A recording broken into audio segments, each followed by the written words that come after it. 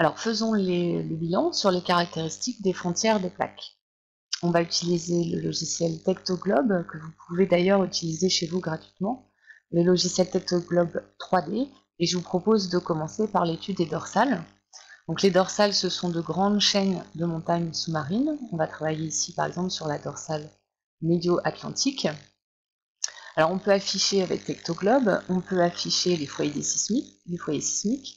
Donc on se rend compte que la dorsale, c'est une zone de sismicité.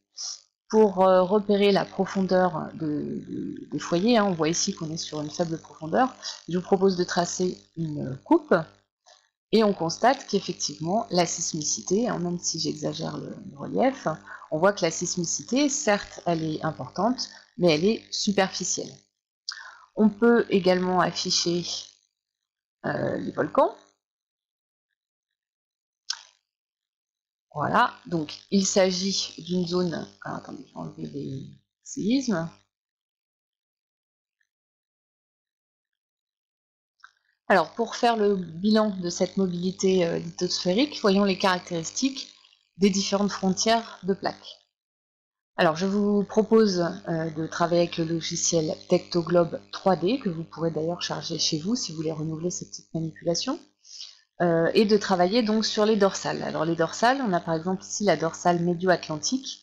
Il s'agit de grandes chaînes de montagnes sous-marines qui sont en fait des volcans. Ils ont une activité volcanique assez régulière. Alors, si on affiche également les foyers des séismes, on se rend compte que ce sont des zones d'activité sismique assez importante. Alors, en traçant une coupe au niveau de cette dorsale, ici, donc je trace ma coupe perpendiculaire, je peux visualiser qu'effectivement, la sismicité est importante, mais est superficielle. On est à peu près à moins 10 km de profondeur. On pouvait le visualiser ici, on était dans des faibles profondeurs de foyers sismiques. Tectoglobe permet également d'afficher les données GPS. Alors voilà, ici, les vecteurs GPS. Et donc on se rend compte, regardez par exemple ici, cette balise GPS va en direction du nord-ouest, et celle-ci du nord-est. On a bien ici un phénomène de divergence. On peut le repérer aussi ici, avec ce vecteur et ce vecteur. Donc on a bien un mouvement à la frontière de cette plaque, qui est un mouvement de divergence.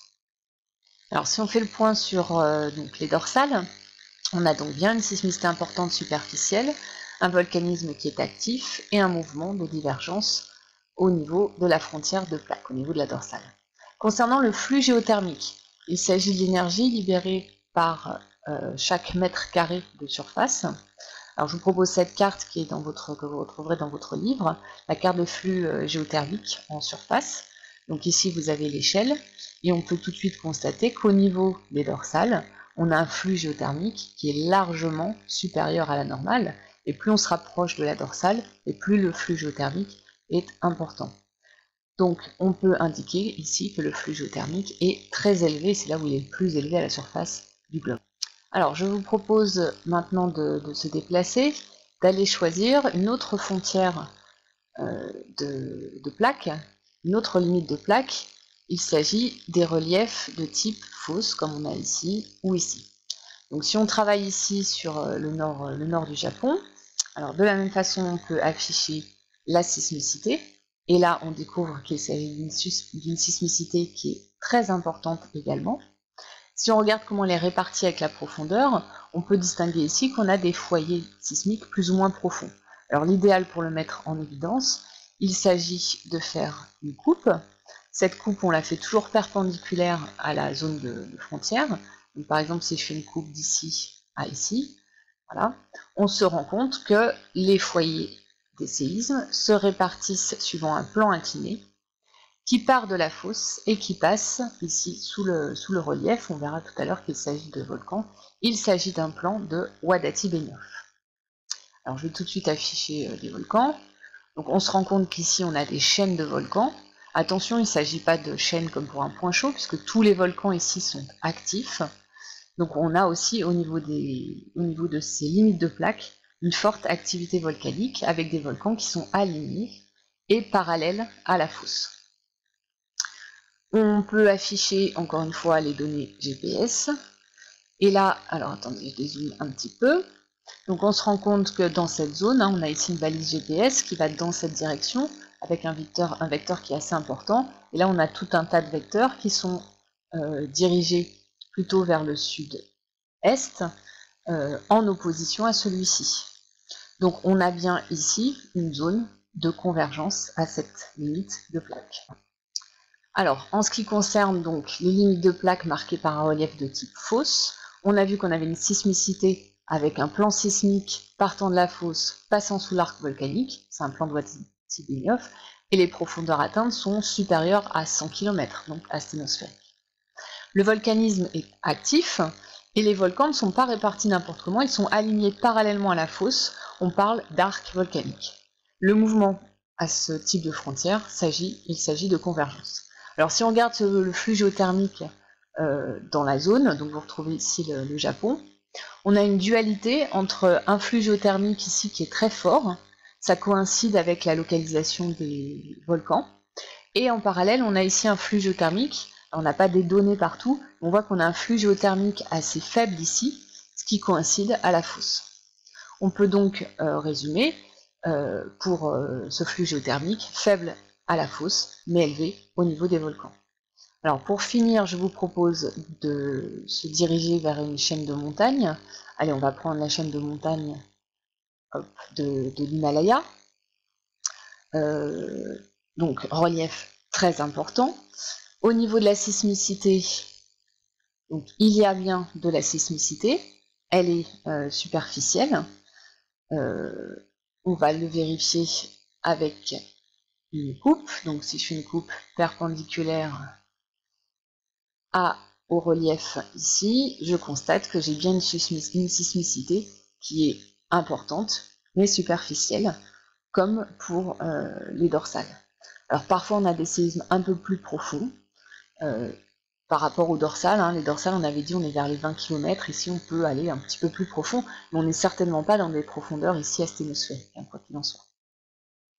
Concernant les mouvements des plaques visualisées par les vecteurs GPS, alors ici on se rend compte qu'on a, donc, par rapport au relief qui est ici, qui marque la frontière de plaque, ici par exemple on a un vecteur, on peut utiliser ce vecteur-ci et celui-ci, alors ils vont dans la même direction, mais si vous observez bien, ce vecteur ici est un peu plus grand que celui-ci, ce qui veut dire que cette partie, cette plaque qui comprend l'Inde, se déplace plus vite vers le nord-est que cette partie qui correspond à la plaque eurasiatique. Donc si celle-ci va plus vite que celle-ci, immanquablement, il y a collision.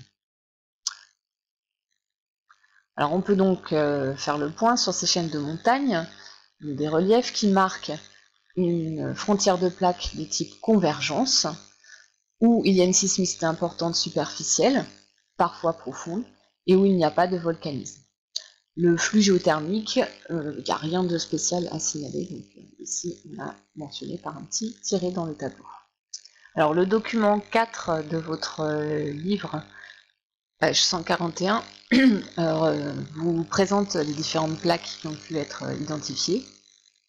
Donc vous retrouvez les différentes frontières de convergence, avec les chaînes de montagnes comme ici, les zones de subduction, comme ici on avait vu la plaque sud-américaine, la plaque Nazca. On vient de voir la plaque ici. Alors là, il y a plusieurs plaques qui entrent en zone de convergence. Je voudrais juste attirer votre attention ici sur la plaque indienne et la plaque eurasiatique dont on venait de parler.